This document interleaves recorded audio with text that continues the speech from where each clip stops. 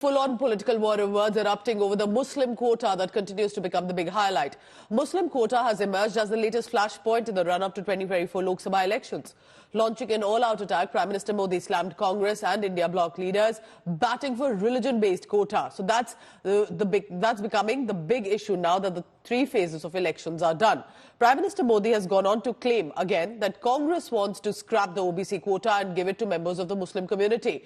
And because this is charged at the Grand Old Party, Sonia Gandhi has accused Prime Minister of fueling hate for electoral gains. She's further, in fact, gone on to say in a video that has been released that Prime Minister Modi only cares about remaining in power. RJD Chief Lalu Prasad Yadav, meanwhile, appeared to be backing complete reservation for Muslims. Later, however, tried to clarify and said that want reservation based on social status, not religion.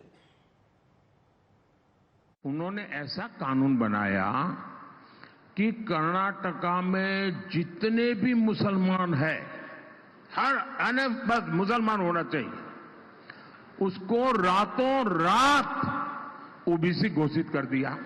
अब इसी model को वो पूरे देश में लागू करना चाहते हैं। आप मुझे बताइए, क्या आप आपके आरक्षण पर डाका डालने देंगे? ये चोरी करने देंगे? क्या ये बाबा साहब आंबेडकर की पीठ में छुरा भोंकने वाली बात है कि नहीं है? ये हमारे संविधान का अपमान है कि नहीं है? आज देश के हर कोने में युवा बेरोजगारी, महिलाएं अत्याचार, दलित, आदिवासी, पिछड़े और माइनॉरिटीज भयंकर भेदभाव झेल रहे हैं। ऐसा माहौल प्रधानमंत्री नरेंद्र मोदी और भाजपा की नीयत की वजह से है। उनका ध्यान किसी भी कीमत पर सिर्फ सत्ता हासिल करना है, राजनीतिक लाभ के लिए नफरत को बढ़ावा दिया है। ये जो आरक्षण खत्म करने की बात कांग्रेस करती है, मेरा सारी जनता से सवाल है, 10 साल मोदी जी की सरकार रही, क्या किसी एससी, एसटी, ओबीसी का आरक्षण का दर्जा हमने छीना क्या? छीना क्या? नहीं छीना ना।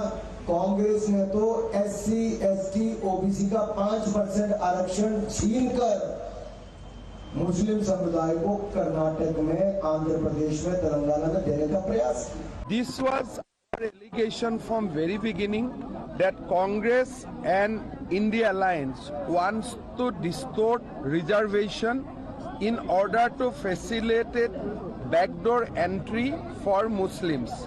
Today, Lalu Yadav's statement has vindicated our apprehension. अगर संविधान के प्रति किसी एक पार्टी ने बहुत बड़ा अन्याय किया है तो वो कांग्रेस पार्टी ने देश के संविधान के प्रति अन्याय किया है। और